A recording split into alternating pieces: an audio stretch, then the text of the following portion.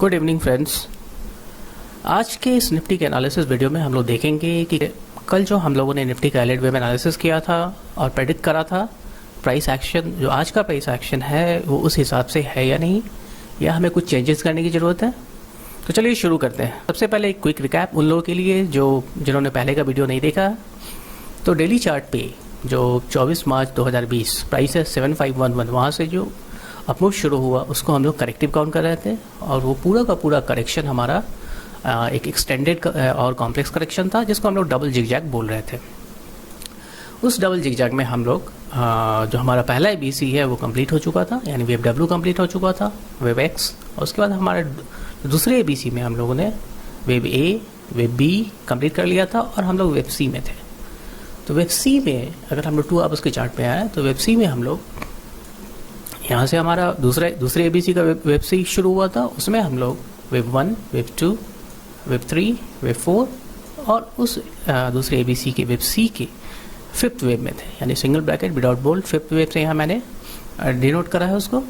उस 5th wave में single bracket 5th wave में हम लोग वेव 1, वेव 2 और 3rd वेव, यानी कल का जो हाई है वो हमारे एनालिसिस के हिसाब से 3rd वेव को कंप्लीट कर चुका था।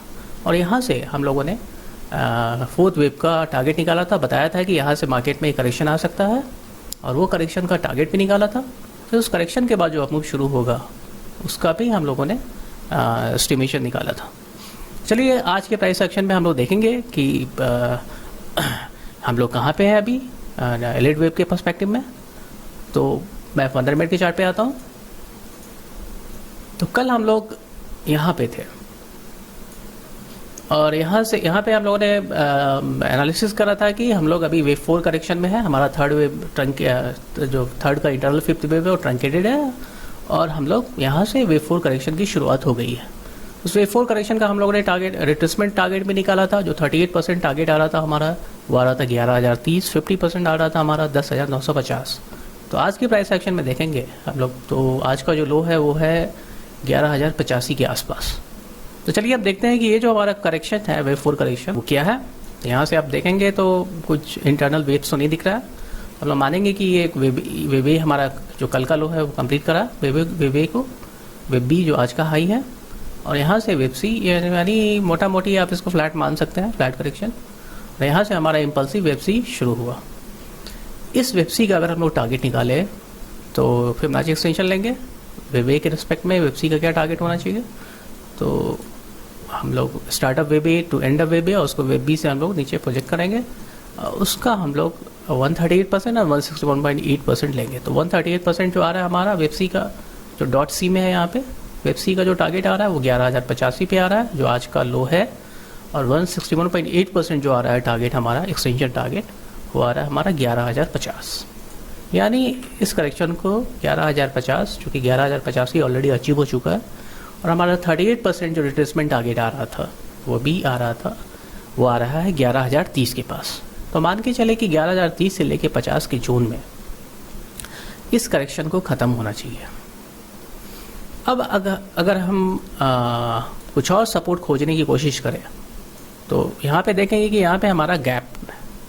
तो गैप का जो अपर सपोर्ट आ रहा है वो भी 11,040 के एरिया में आ रहा है।